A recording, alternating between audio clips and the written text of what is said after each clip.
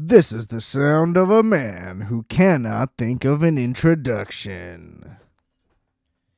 Heyo, folks. It's your boy here. The one and only Adam Pecora. Customer services resident bad boy. That emphasis is tough to keep going. What's up? This is Requiem for a Tuesday. How the hell are you? I'm going to ask you again. Feeling all right myself. Not that you ever ask. We got a loaded one today. You boys keeping up with the topics. We're still doing these short format episodes for now because I'm in a crunch all the time, it seems like. I don't know how it's happening. But at least we got plenty to discuss today, ladies and germs. The studio, the print thing I'm working on, if you've been following along, hasn't really made any progress. So this week I'm going to try to get a bunch of that in. Maybe we can get a full-length episode in. It's been a few weeks again. So we'll see. Could happen. I'm not going to make any promises here. Never really seems to go well when you do. You know what I mean? But before we dive in to today's festivities, I'm going to do what I always do. I'm going to plug it up. I'm going to stick my finger in your butthole. Okay. Rate, review, and subscribe to Requiem for a Tuesday on Apple Podcasts, Spotify, Google Podcasts, Stitcher, Podbean, all of them. Do it all. Get it everywhere. Listen to me 20 times a week on every possible thing. Subscribe to the YouTube channel. Also, I assume it's just called Requiem for a Tuesday. I don't know. Somebody should check and let me know. Little bit of bonus content on there. We got a video episode. We got the Wolfx music video. Check out the Wolfx music, the multiplex music. Listen to Justice's show. Microwave Minutes. Available everywhere as well. The music's streaming everywhere. It would normally be. We got the email, I guess, rfatpodcast@gmail.com. Follow me on Instagram at adam.rfat, and you can get the exclusive, custom-made Requiem for a Tuesday merch at rfat.bigcartel.com. And you can find links to all of these wonderful products linked in the description below for your convenience. Woo! Wasn't that lit? I thought that was fun. Damn, I should check out all that stuff, huh? What about you? All right. So what are we doing here? I don't know what order I want to do this in. That's really the whole thing. But I guess that's my job and not really your concern. We'll just dive right in to Unstuck in Time. I'm not a big documentary guy. I don't know. They're just like super hit or miss, I feel like. They either really, really nail what they're trying to do, or at least what they're trying to inform you of. Maybe it's not always necessarily that well put together. But, I mean, that's due to a number of factors. They're typically significantly lower budgets. Almost always are like, well, I guess this doesn't help it. I was going to say they're almost always passion projects, but if it's a passion project, shouldn't you do a better job? You know, maybe a lot of documentary filmmakers just aren't very talented. I suppose that could also be the case. But I don't know. I feel like documentaries are also better in a series format, which doesn't always work out either because they end up being too long. You know, like all those ones on Netflix that are 8 to 10 episodes could really just be 4 to 5. Kind of like, what's that cult? Nexium? The Nexium documentary on HBO was very good, but then there's like 3 episodes in a row where they just say all the same stuff over and over again. And whatever happened with the second season of that, which I don't really understand, I don't know. But that's a good example, I guess, where it's like, this is really good, really informative. They got people involved with it. Like, there's actual footage of stuff too. There's nothing more than I hate than in a low budget doc where it's just voiceover and then like image rollover. It's like, this would be a shitty YouTube video. Y'all are calling this a movie? You know? But anyway, regardless, that is not the case here. We're talking Unstuck in Time, the Kurt Vonnegut documentary, my favorite writer. Saying that as a guy who doesn't read that much, you know? I'm more than halfway through his books, but boy, have I not picked one up in about a year and a half, I gotta say. I remember when COVID was happening, like, oh, I'm gonna probably start reading pretty soon. Things are getting boring. You know? Next thing you know, it's a year later, and it's like, yeah, I might start reading some books pretty soon. It's like, will you? I don't know. It's like, I don't know. I got to start reading books on the bus, I guess. I got to be that guy. Because I just find it so weird to just sit in your house and read a book. It just feels like a house isn't a setting to read a book, which sounds insane as I'm saying it. Like, I understand. But that's how I feel. And feelings are real. Right? All that matters is how you are to you. And that's the truth now. So, blame the current state of things. Okay. So this documentary was made by Robert B. Weedy, I want to say is how you pronounce it. Weedy? I don't know. But you may recognize that name from frequent Curb Your Enthusiasm credits, which I was like, oh, fuck, that is this guy. Because when I saw who made it, I was like, why is that name familiar? Why is that name familiar? And then halfway through, it all gets acknowledged. So let's dive into this thing. This is a very honest documentary, which I very much like, because, like me, this was Robert's. I'm just going to call him Robert because I'm not going to keep saying the wrong name the whole time. That's really annoying. Vonnegut was his favorite writer. Now, he was in high school like when Slaughterhouse-5 came out, I believe it was. Maybe one of the novels in between. I'm not sure. But that's like his 5th book. So, you know, regardless, he read it in high school and changed his life, whatever.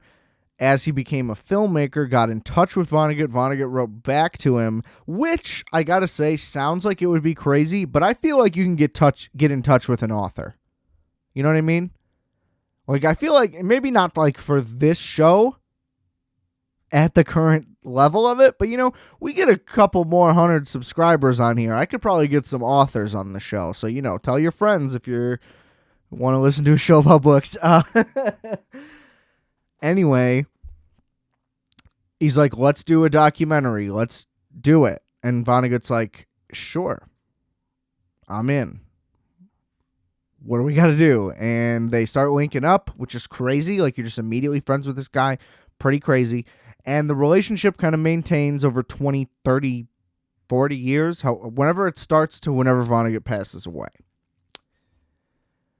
And so the documentary has a very personal element in it, and the filmmaker has included himself in it, which could easily be a crutch or just a negative in general, like, oh, you're making this about you. But that's really not the case here. It's the personal nature of what's going on. You know, just his straight up long-term involvement and friendship. And he was making the documentary for like 30 years. It was supposed to come out in like the 80s. And it didn't come out for like 10 years after he died, I believe. Maybe more? I think it came out in 2020. I don't know. It's rentable on YouTube, by the way. $3.99 standard definition. If you're paying an extra $1 for high def, you're an idiot. That's all I'm going to say. We'll move on. But it also chronicles Vonnegut's life basically from childhood, you know, until he's actually on camera with Robert. And then that all happens as well, but that's actually filmed. There's a lot of there is archival photography with voiceover, but there's also actual interviews that are being filmed. There's a lot of people in this movie, his family, and they all pretty much tell the truth, and the stories all line up. Basically, pretty difficult guy to be around. He wrote these crazy, intricate books where they're developing new languages and religions, and it has to be funny but prescient, but also science fiction, but also funny, but tragic. Like, there's just so much going on. So, like, what's going on in this guy's head has to be a fucking nightmare, There's no doubt. They go into his stuff with the war, what it was like to be captured in Dresden, and how he kind of, like, buried all that deep down and acts like it doesn't bother him, but you can kind of see right through it. There's a ton of stuff of, like, his speeches over the years, public appearances, and they're just like, hey, like, he was a genius, but he was difficult, and it's like that all adds up.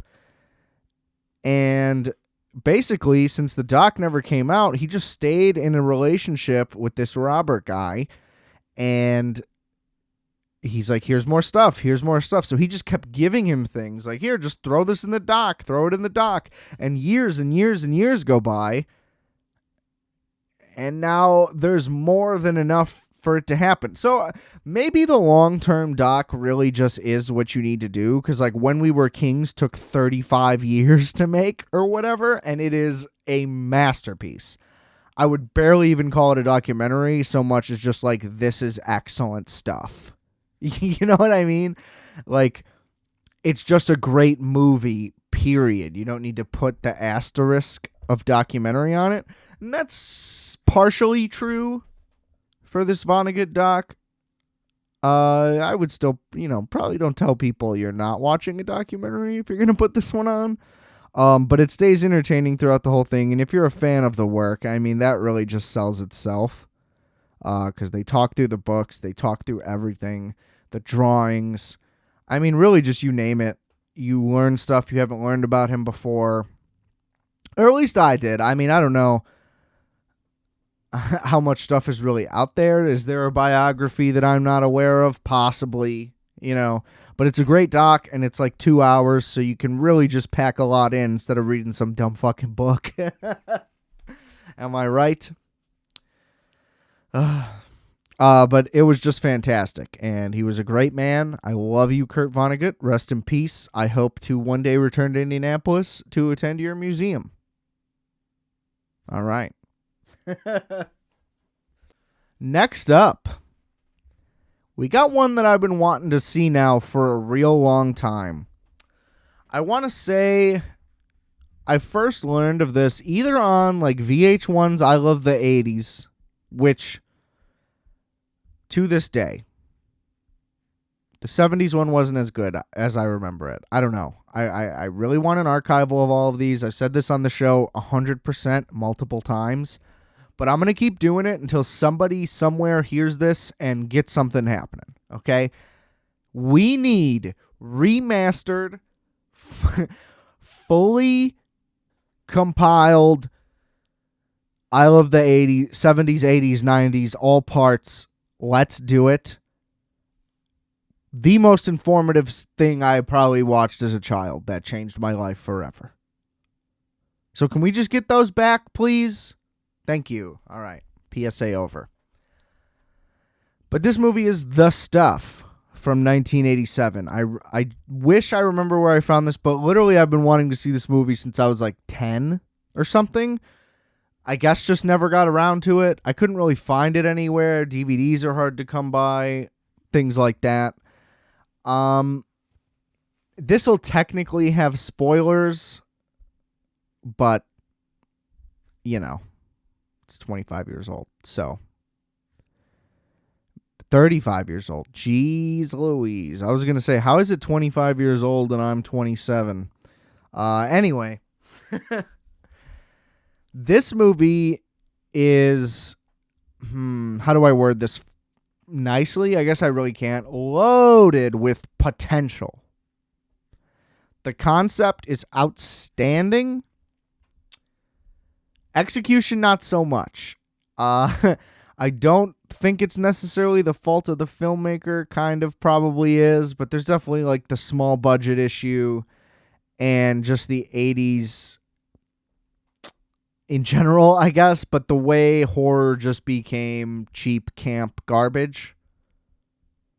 I mean, I'm sure you can name multiple good horror movies from the 80s, but you get my point. There wasn't as much like artistic horror, and certainly now is the time for that. It's finally realized that you can make good movies that are horror movies. All I could think of, honestly, while watching this stuff is that if John Carpenter made this movie, we would still be talking about it today, because the concept is almost like a sister story with They Live. And it's They Live without good cinematography, acting, or writing. So it's a little bit different. Anyway, so the main idea is these quarry workers stumble upon this white goo, okay? And here's an example of how the movie doesn't really know how to write anything. The guy just picks it up with his fingers and puts it in his mouth, and he's like, "This is delicious."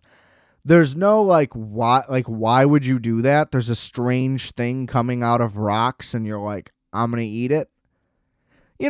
Just kind of crazy.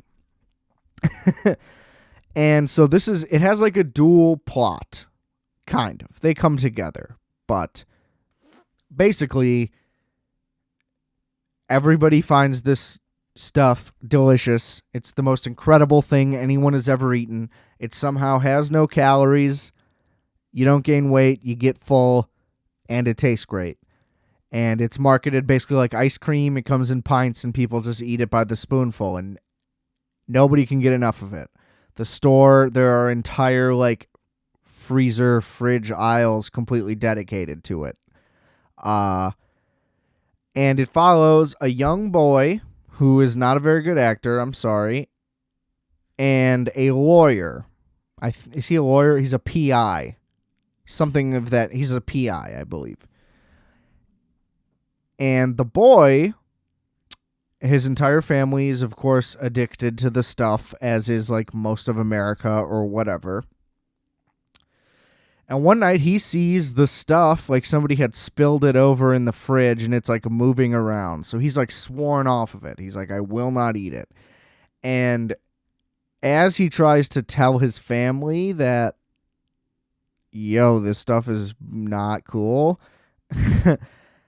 he realizes that it has warped their mentality and wants to stay away from it even further. But he's smart enough to recognize that and try to be low key about when he'll eat it and when he won't, when he'll fake eat it in front of them, and how to swap it out, and things like that. How to be sneaky. It doesn't work, and his family dies because essentially this stuff, when you eat it, you are now it's basically like an alien parasite type deal. It feeds off you when you eat it, gets bigger, and then once it fills up your space, it leaves your body, and then you're done. You're dead, obviously, and your shell just lays on the ground, and the stuff moves on. Now, the PI guy is out to investigate the same type of thing, but for different reasons. See, he's hired by ice cream companies, basically, to be fuck these guys, they're stealing my business, and they're not even FDA regulated, blah, blah, blah. And so he gets to the bottom of it, and basically that was all done by force, because they ate the stuff to try it and then became addicted to it. So then we're like, yeah, of course nothing's wrong with it. And so everybody eats it. So then he digs further and further. He ends up interlocking with the kid. I forget exactly how. It's not plausible, really, or important. And they kind of go and try to sabotage the company together. They enlist this like army guy, and then they just go like shoot up the factory. So it gets pretty absurd and off the rails. And like the pacing is weird. There's like urgency when there doesn't need to be, and vice versa. And the budget's just low. So like all the actiony stuff in it looks terrible. And, you know, it's not their fault. It's not their fault. And the acting is mostly bad. Again, I don't blame the people involved with this movie for the reason it's not good. I just think it didn't get the support that it needed to. But, you know, whatever. And then basically at the end, well, first of all, the thing that's not plausible to me is that when this army guy basically he does like a radio broadcast, or maybe it's on TV, where they reveal the truth and they're like, yo, this is what's going on. This stuff will kill you. It needs to go away. The thing that doesn't make sense to me is that worked and they just started like pulling it and throwing it away.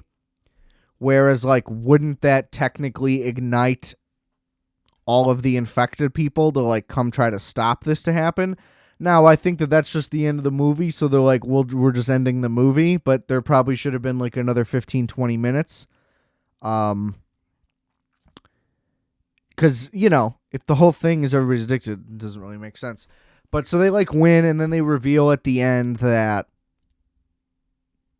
there's like bootleg stuff because everybody's jonesing and they need to try to get it.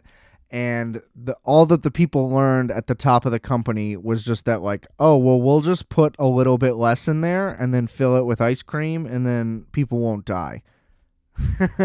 And they're like, we're just going to keep this train going. And it is just like the perfect statement on capitalism and, you know, however you want to phrase that. Consumer culture. I just think if this were remade today with like, you know, solid writing, solid acting, good special effects, and just like a more refined focus on the consumerism aspect of it, because it does kind of just like follow the PI guy around, and like he has a relationship for like no reason, and then the army dude is like, I'm gonna fuck your girlfriend, and he's just like, okay. What? And it was just weird. Like, it's supposed to be comedy and it was funny, but it's like, what is the point of this? You know? There's a lot of kinks that need to be worked out and smoothed over, but there's so much great material there to be played with. And like even just like the marketing opportunities that could go along with the movie. I mean, obviously you just sell some of it, or even fake. That way you don't have to go through food shit. Yeah, I don't know. I just think there's a missed opportunity. And I think that if it went, you know, the runtime could be the same, but if they just focus more on executive stuff and showing advertisements and really getting you invested into like what's going on. You know, because even in the example I gave to compare They Live, it doesn't throw you into it. It's a slow build. It's like, oh, he's just eyeing out that church. Like, what's going on in that church? Then he gets in there and he's like, why do they have all these sunglasses? What's going on with these sunglasses? Then he gets you know what I mean? And then it takes a long time to develop. And by the time he has the second guy involved, you're more than halfway through the movie. You know, because it's more about showing the reality of what's actually going on. So I don't really know where I'm going with this. But there's a connection there that needs to be made. And really just a more stylized, vision-driven interpretation of this. So I don't know. I doubt that that's in the works. I would love it if it were. Unlikely.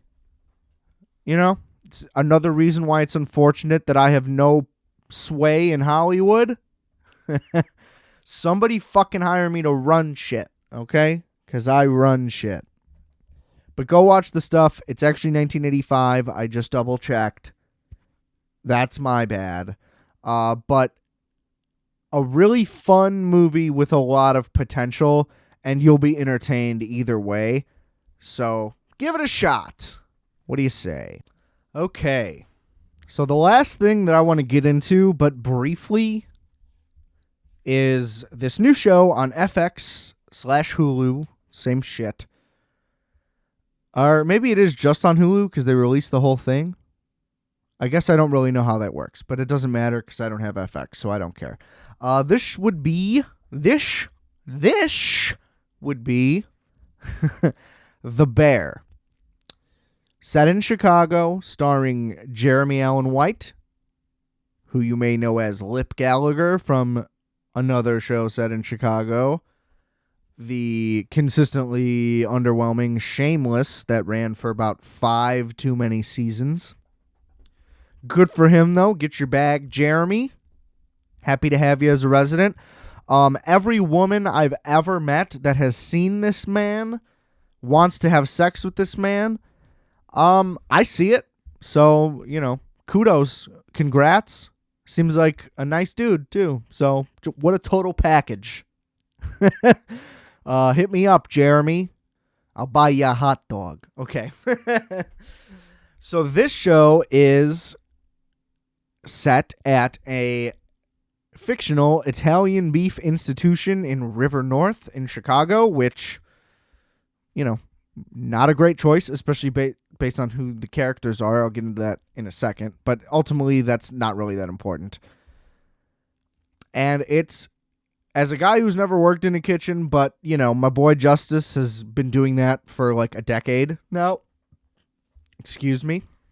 I'm leaving it in. This is authentic. It seems like it's got to be the most accurate portrayal of a kitchen that has been done in movie or TV. Now, I haven't seen every food fictional thing that's ever been made, so it's possible that's not true, but the point is just that they went for, this is what it's actually like. Like, this is the grind, day in, day out. Everything always goes wrong. You're there for 12 hours a day. Everyone's mad. You know what I mean? It's just, it really tries to nail all that home. They got a bunch of chefs in to, like, help them make it all look very real. A bunch of the actors took culinary training. Like, they're like, this has to work as a real kitchen or the show can't work. Because if it's just like, oh, I'm flipping a pizza, and it's like, boy, isn't this crazy? They really show also that everybody, like, cares, which is a big thing. You get, like, waiting and shit where it's like a chain restaurant and it's really just a comedy thing that's like the restaurant is the vehicle for it. This is almost the opposite. It's like everything that is happening to each character, they need the restaurant to, like, not deal with. Like, everyone is going through something. I'm trying to word this carefully to not reveal too much. But basically, the entire premise is looped around Jeremy Allen White's character, and his brother had recently committed suicide and left him the restaurant. He was originally like a 3 Michelin star guy. They talk about him working at Noma, which is in, like, Finland or some shit. Denmark? I don't know. The French Laundry out in Napa, stuff in New York, things like that. Like, this is a big-time guy who was, like, the hottest chef in America, and he kind of got roped back into this. Which, I mean, that's a fun concept on its own. Like, a very, very, very incredible chef ends up working at an Italian beef restaurant. Not working at, like, it's his, he owns it, he's the head chef, and he's trying to, like, revamp it and make it better. It's very, like, set in its old ways and is, like, a messy, disjointed thing, and he is trying to turn it into, like, an elite kitchen that he would be used to working in. So, of course, there's conflicts with the other cooks who want it their old, who don't want anything to change. They're resisting everything. They're not into, like, the quality aspect. There's a new chef who has a similar background to him, basically she's just there because he's there, which also the place is already like an institution and people are lined up out the door and shit like that. But imagine if that happened, like Gordon Ramsay's like, I'm opening a hot dog cart, the amount of traffic that it would get. I was going to say Grand Hatchets, but I don't know how well known that guy is, to be honest. Like, to a common person, is he that well known? I'm not sure. But my point is, the show is absolutely phenomenal. It's like labeled as a comedy, but it's mostly a drama with comic relief sprinkled in. There are some great cameos, like with the flashback episode to show what his older brother was like is incredible. It also helps the show because everybody is mourning and grieving this guy, and all they tell you is he was addicted to pills and he killed himself. But by showing what he was like, you understand exactly why he meant so much to everybody. And like literally everybody. There's also a guy who's labeled their cousin really was just the brother's best friend. That guy's going through a lot. He's an explosive, boisterous, like loud guy, and he doesn't want anything to change either. But part of that is because he's like a lonely guy whose best friend killed himself. So there's a lot of factors at play. It's a ton of fun. I wish there was more. I watched through it basically in one sitting, fell asleep, and then just like woke up, did it again. If there was 20 episodes, I would have watched it. I hope this gets renewed. I hope the next season is longer. As long as they keep up with what they're trying to do and they don't deviate from the concept and how it's not a broad comedy or anything like that, or they don't get into like somebody's personal life and that becomes the whole thing, because it does kind of follow people home, but just so you can kind of see what's going on, just to learn more about them. The story always is centered around the restaurant, and that's huge. And also, like, the new girl coming in, she works as a vehicle for everyone who's watching to kind of learn about a restaurant as well, because they smartly chose to have her have the fine dining background, and then she teaches everyone else. Whereas, using waiting as an example, I guess, is the easy plot for that is, oh, it's this guy's first day. So now we have to introduce him to everybody. We have to show him how to do everything so we can get the whole restaurant in and have a reason for it. Whereas this one, the restaurant is changing. So now everything we want to teach you about food and who these people are and like learn about them in an uncomfortable scenario to where the new person has to show them. So you get to learn who they really are, like what makes them tick and shit like that. Whatever. But they flip the script on how that would normally go, which is super clever, and you kind of don't even really notice that it's happening. And there's also a really good cameo that I forgot to mention when they flash back to Jeremy Allen White's character at his New York, like, Michelin star place and what it was like to work behind, like, one of those crazy, like, 3 Michelin French chefs or, like, what is that called? Molecular gastronomy guys. Like, working at those types of places is, like, insane. You just get berated nonstop all the time about everything because, like, perfection is what the goal is, and it's impossible to do so. So that's a sick cameo. They really show a lot of shit. Again, I'm not trying to reveal too much because I really just want everybody to watch it. So please go watch The Bear. If you're not going to listen to me ever, listen to me on this, especially if you're, 312 local. Bruh. Shy City. Okay. There's a couple things where they have these like dream sequences that kind of don't make sense, but it's all one piece. So things that they don't reveal in an episode where you're like, what the hell was that? It all gets taken care of later on, which I didn't think it was that type of show. So I was like, all these things are just like non sequiturs and weird and misleading, but it all ties back in very beautifully. Excellent show, The Bear. Go watch it. And go listen to all my episodes and rate and review and subscribe to this show.